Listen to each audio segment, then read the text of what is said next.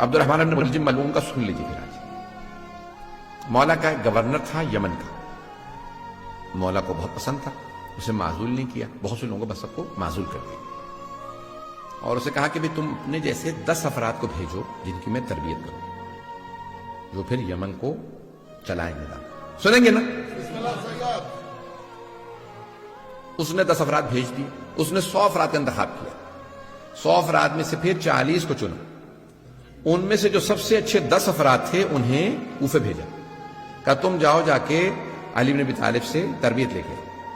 مولا مسجد بچھا کے بیٹھے, 10 افراد آئے. مولا نے پہلے کو پوچھا نام بتاؤ, بلدیت, سب کو تعارف ہو رہا ہے, سب کو بتا رہے ہیں کون کون ہیں یہ لوگ. دوسرا, تیسرا, چوتھا, چھٹے آدمی سے پوچھا بھائی تمہارا نام کیا؟ اس نے کہا عبد الرحمن. عربی میں اس نے جواب دیا انا عبد الرحمن, میں عبد الرحمن.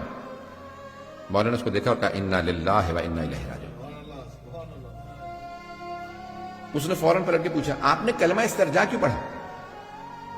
مولا نے کہا تیرے باپ کا نام کیا؟ اس نے کہا انا ابن ملجم, میں ملجم کا بیٹا. تو مولا نے کہا انا للہ و انا الیہ راجعون.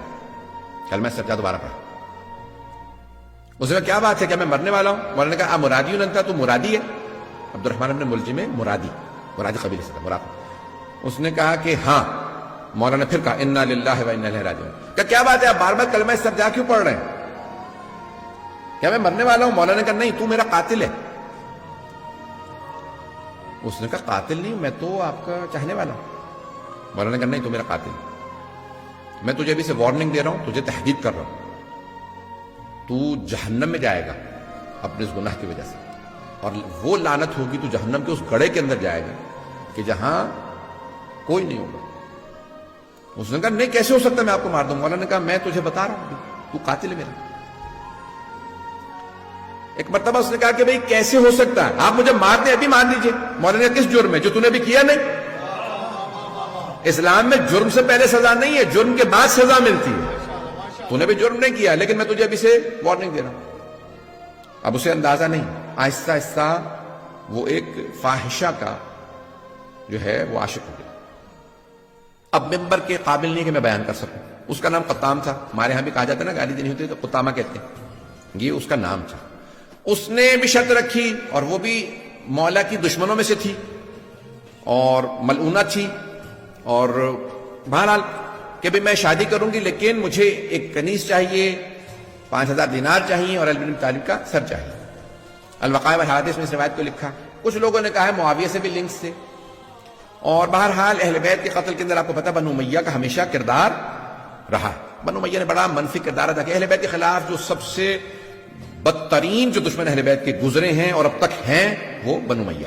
عزیزان گرامی, اس نے کیا کہا؟ اس نے کہا میں کیا کروں گا, حرم میں خانہ کعبہ کا پردہ غلاف پکڑ کے قسم کھائی میں علی کا قتل کروں. کب؟ شب قدر میں. کہاں پہ؟